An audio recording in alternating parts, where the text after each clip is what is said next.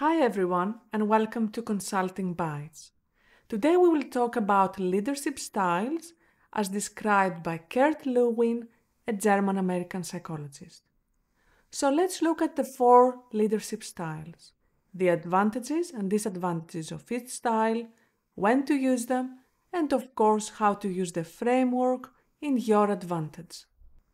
Let's start with autocratic leadership. So this style places a heavy focus on the leader with clear chain of command. It involves making fast decisions and driving performance. While it can yield quick results and alleviate stress in certain situations, it may lead to frustration, fear, and communication breakdowns. Autocratic leadership is best utilized in scenarios where quick decisions or close supervision are needed. Autocratic leadership is usually found in armed forces. Autocratic leaders usually will say or imply things like, "I've made the decision and that's final. Follow my instructions without question." Let's now see the democratic leadership.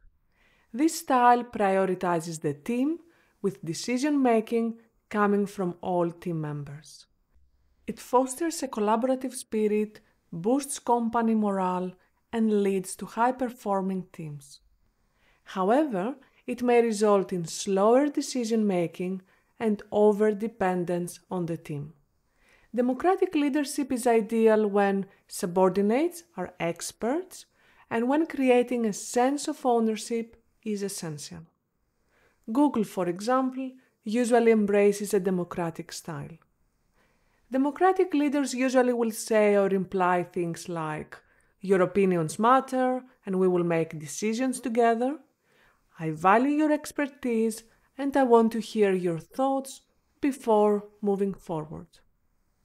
Moving on to laissez-faire, this style provides minimal guidance, allowing team members significant freedom. It encourages autonomy, personal responsibility, and innovation. However, it may lead to lack of accountability and missed deadlines. Laissez-faire leadership is best suited for organizations requiring creativity and innovation, particularly in tech and advertising companies where highly skilled and self-motivated teams thrive. Companies that use this type of leadership include, for example, Apple, Netflix, 3M, and others. Leaders with this style usually will say or imply something like, "I trust you to make your own decisions. I'll be here if you need guidance." The final style of leadership we are going to look at is transformational leadership.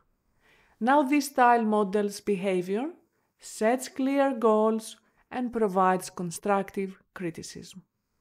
It puts importance on mentoring, authenticity, and transparency, fostering change and innovation. However, it may take time to implement and may lack attention to detail. Transformational leadership is ideal for organizations ready and willing for change, with a focus on long-term vision. Companies that use this type of leadership include, for example, Amazon, Microsoft, IBM, Salesforce, and others. Leaders with this style usually will say or imply something like, "Let's envision where we want to be in the future and work together to make it a reality." Or, "Our goal is to pave a path for the future that inspires and motivates us all."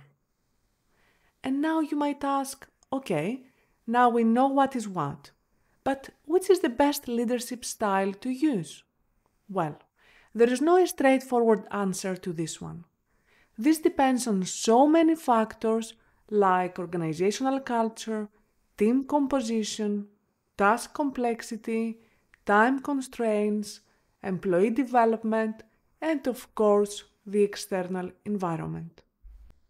Therefore, having a SWOT and PESTEL analysis in place might be a great idea for your company and/or your project. Also note that there are many other styles of leadership, for example, servant, bureaucratic, coaching, strategic, etc. I will add some links in the comments in case you want to find out more about other types of leadership. Remember that when you explore all styles, you can see that some leadership styles share some characteristics with other styles. Now here, the leadership framework shows where different leadership styles have their focus. They are all categorized by their people focus and task focus. For example, the autocratic leadership has a high focus on tasks and low emphasis on people. Then the transformational style has a high focus on people but low emphasis on tasks. On the other side, we see that democratic leadership seems the ideal because it has a high emphasis on tasks but also on people. However, as we saw earlier, that depends on our situation and we should always consider which style is a better fit.